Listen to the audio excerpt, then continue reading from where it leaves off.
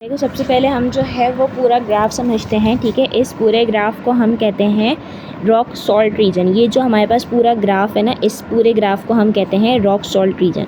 सही है। अब इसके अंदर देखो, जो हमारे पास इसके अंदर तीन चीज़ें होती हैं, वेव नंबर, वेव लेंथ और इंटेंसिटी ऑफ एब्जॉर्प्शन।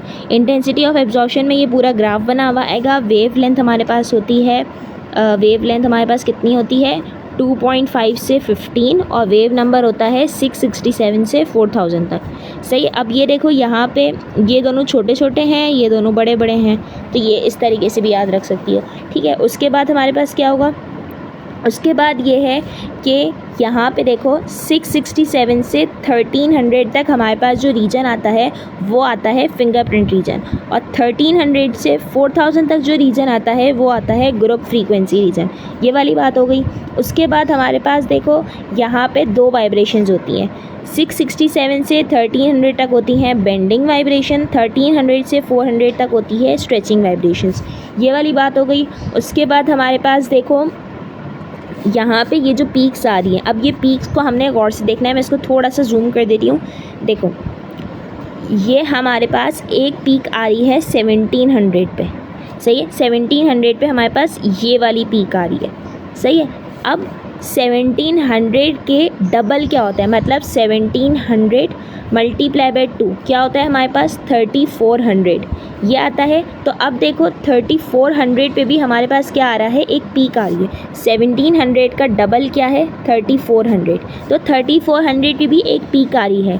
जब हमारे पास कोई भी कंपाउंड ऐसा है जिसको मल्टीप्लाई बाय 2 करेंगे तो वही पीक आ रही है, मतलब वहाँ पे भी एक पीक आ रही है, तो उसको हम क्या कहते हैं ओवरटून। मतलब 1700 पे एक पीक आ रही है, इसको मल्टीप्लाई बाय 2 करेंगे तो 3400 पे भी एक पीक आ रही है, तो इन दोनों को हम क्या कहेंगे, ये 1700 की ओवरटून क्या है 3400। 1700 की ओवरटून हमारे पास क्या है 3400।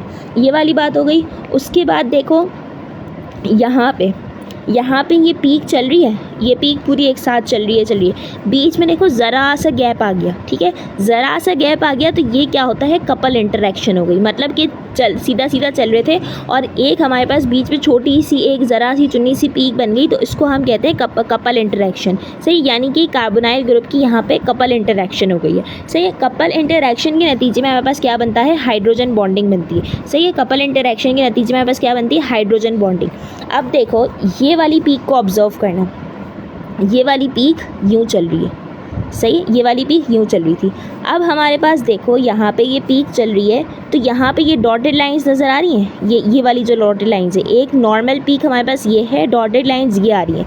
तो अब एक बात ये याद रखना कि जब भी हमारे पास बेंडिंग वाइब्रेशंस में अगर हाइड्रोजन बॉन्डिंग आएगी तो हमारी जो पीक होगी वो टुवर्ड्स लेफ़्ट पे थोड़ी सी शिफ्ट हो जाएगी। सही है, लेफ़्ट पे थोड़ी सी शिफ्ट हो जाएगी, मतलब कि ये पीक यहाँ पे सीधी यूँ करके चल रही थी। सही है, जैसे ही हाइड्रोजन बॉन्डिंग आई तो ये देखो यहाँ पे ये एरो बना हुआ है, देखो यहाँ पे थोड़ी सी पीक शिफ्ट हो गई। तो मतलब जब हमारे पास बेंडिंग वाइब्रेशन होगा और वहाँ पे हाइड्रोजन बॉन्डिंग होगी तो हमारी जो पीक है वो लेफ़्ट पे शिफ्ट हो जाएगी। सही है, ये वाली बात हो गई। उसके बाद देखो हमारे पास यहाँ पे ये है स्ट्रेचिंग वाइब्रेशंस। स्ट्रेचिंग वाइब्रेशंस भी देखो ये वाली पीक चल रही है, ये वाली पीक चल रही है। बीच में क्या है, ये देखो ये डॉटेड लाइन वाली पीक आ गई। तो जब भी हमारे पास स्ट्रेचिंग वाइब्रेशंस होगी और एक पीक चल रही होगी, वहाँ पे बीच में एक हाइड्रोजन बॉन्डिंग आ जाएगी, तो वो जो हाइड्रोजन बॉन्डिंग है उसकी जो पीक है वो कहाँ शिफ्ट हो जाएगी, राइट की तरफ शिफ्ट हो जाएगी।